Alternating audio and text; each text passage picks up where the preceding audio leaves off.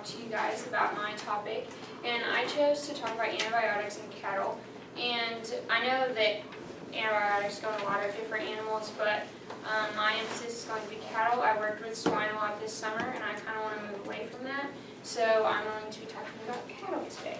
And what are we eating? So a lot of times, like the Food Babe blog and all those other mom blogs that totally bash agriculture and say that antibiotics are horrible and hormones are terrible and they're going to kill you and give you cancer and all these things. I just want to kind of go over that to just kind of let you know if you have any misgivings about that it's not really true what they're putting out there.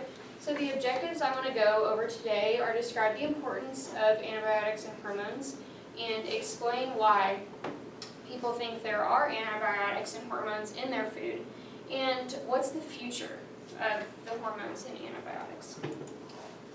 So what are they? They are antimicrobials and are medications that fight bacterial infections. So if you have a child and they are 4 or 5 years old and they come down with a virus, they're coughing really bad, they're pretty mucousy, you're probably not just going to let your child sit there and suffer and not do anything about their sickness. You're probably going to take them to the doctor and you're going to get them a Z-Pak or an antibiotic to help them get better. It's the same thing with a newborn baby calf.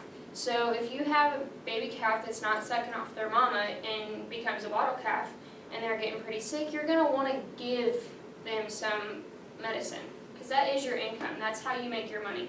So if you're not just going to let your kids sit there and do the same thing, so you will give them some medicine, you'll help them feel better and help to grow your herd. And why are these important? Without them, we would have tons of sick cattle. So you would have just pretty much cattle just going out in the pasture and dying if you can't give them the antibiotics that they need. And the farmers would take that risk and lose that income that they rely on every single day and every single year to get them through their farming life. And hormones are products of naturally living cells found in both plants and animals that often stimulate cellular activity. So women have hormones, obviously. We don't ingest those, but if you were to give a cow a hormone, you might add it into their feed or something to help them grow. And as everyone knows, our population is growing faster than we can even imagine. So we have to be able to feed all of these people. People are reproducing more and we have to be able to feed them. So if you don't give that cow any hormones, it might take them a little bit longer to grow up and go to market. And I kind of thought this was funny. This hippie person is afraid of hormones in milk, but they'll take acid from strangers. So it was just kind of funny. And the hormones do not hurt the cow, or they do not hurt you. So that is a big thing, that's a big topic going now, that the hormones hurt you, and they really don't at all. They're not even in the cow system whenever they go to get processed. So. And why do people think there are antibiotics and hormones in their food? Facebook, Twitter, Instagram, blogs are the biggest source of it all. And someone has told people and made them believe that. So this happens a lot in urban areas. Like if you've ever watched the Jimmy Kimmel GMO video, those people sound like idiots. Like they have no idea what they're talking about. They just hear about it and think that it's bad. And that's kind of the same way with hormones and antibiotics. So if you don't do your research, you aren't going to learn about it. So just because you hear about it doesn't make it true. You might hear something about your friend that someone said, but that doesn't make it true. So you just need to kind of do your research and just learn a little bit more about the topic. And places like HSUS and PETA are literally doing every single thing in their power to tear down agriculture. They don't care about farmers, they don't care about their livelihood. All they want to do is tear us down and just say we're bad people, when in reality I think we're pretty dang good people. So it's just people like that that kind of tear down the industry and don't help it bring it up. And here are just some meat myths. I found a website that was pretty funny of a lot of meat myths that people have turned into their website. But here are just a couple. Big beef uses antibiotic without regard for animal welfare or human health. And that's not the case at all. The reason why we are giving these cows these antibiotics is because of the animal's welfare. We aren't just giving them to them just to give them to them. If they're healthy, we're probably not going to give them any antibiotics. They don't need them. So if the only time we give them to them is if they're sick or if they have an infection or something like that. So it's just a tool that farmers can use to help their cattle stay healthy, help them grow their herd, and help them make their income. And antibiotics are not safe. I don't know where this came from, but antibiotics have to go through very, very rigorous government scrutiny because they aren't just going to let you put anything in your cows because people are going to go through and eat these. So it has to go through 3 layers of approval. It has to be approved for the animal's health, the environment, and the human's health. So if it doesn't pass all 3 of those layers requirements, it doesn't get to go to market. It cannot be given to animals. Farmers cannot use it. So it's just kind of like we don't just come up with this stuff in a lab and then give it to a cow. Like it has to go through very many processes to make it to the market. And antibiotics are continuously monitored and reevaluated annually. So if it gets approved, it doesn't just it gets looked at every single year. It keeps getting looked at and keeps getting looked at. So it's not like, okay, here's a drug, go give it to your cows. We're never going to look at that again. No, it gets looked at all the time to continue to make sure that it is safe for the cows, the environment, and the humans that will be consuming that meat. And the social media impact. If it's on Facebook, Twitter, Instagram, or blogs, consumers believe it to be true. Not you guys, of course, but more people in the urban areas that don't understand what's going on. And HSUS and PETA and places like that, they search for that one bad farm. And they get videos of it and they plaster it all over social media.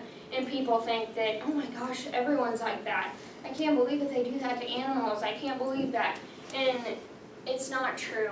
Like, if this is your livelihood, you're not going to take a chance and hurt that. Like, you're going to want to build those cattle up, not tear them down. So, and they get it in their mind that, oh my gosh, there's antibiotics in this, I can't drink that, I can't eat that.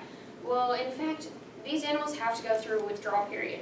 So if you've given them an antibiotic, you're not going to be able to send them to the sale barn to this processing place because they have to go through that withdrawal period to make sure that it's out of their system and that it doesn't get into the consumer's meat or milk.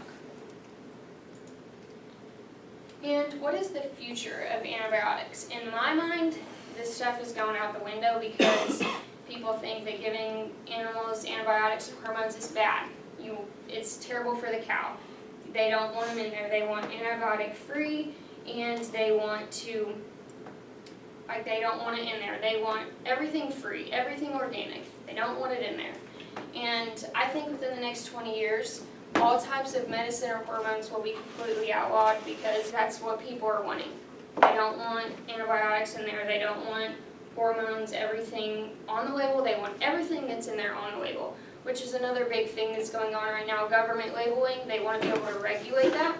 And I don't think that it's right, but I mean, I don't really care either because I do know what's already in there. Like, I don't care about it, but some people, they do have the right to know what is in there, but I don't think it's as big an issue as what's being brought up in the social media world. And something that's happening a lot right now are the FDA laws, and on January 1st of 2017, there's going to be a lot of new laws that come into play, and it's going to make veterinarians a lot more involved with giving your cattle antibiotics and giving your cattle hormones. So feed-administered antibiotics can now be bought over the counter. So you can find those at a lot of different places. But now the feed-administered drugs, or FADs, will have to be purchased from the veterinarian to prove that they're being used at the right dosages. So right now you can kind of buy them at your own will. So if you think that your cows need more, you can add a little bit more into your feed-administered, like how you give that to them. And come 2017, you will have to buy it from a veterinarian. So they can only give you so much.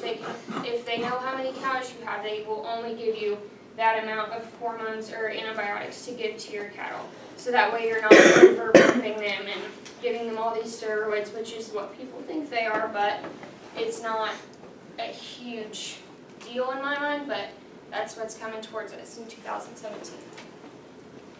And I just want to go over a little recap of how antibiotics and hormones are so important to the growth and healthiness of our animals. We don't just want to pump them up just to make them look good. If we're going to give them these antibiotics or hormones, it's because they need it. They are sick or they need to be helped out. And why people think what they do about them, social media, blogs, I know that those are huge, so I just want people to know that not all that is true. If you see something like that, you might want to do a little bit of research before thinking, oh my gosh, that's crazy, like I can't believe that's true. And in the future of antibiotics and hormones, we're getting a lot more laws put in and things like that, so it's just kind of what's going to happen. I believe that we won't have the opportunity to give our cattle these things to help them just because of the big organic push that's happening. And I went to try and print off a little survey for you guys, but my computer crashed and started smoking. So I could not print them off for you guys. So I do apologize for that, but if you have any questions, I'll be glad to answer them for you.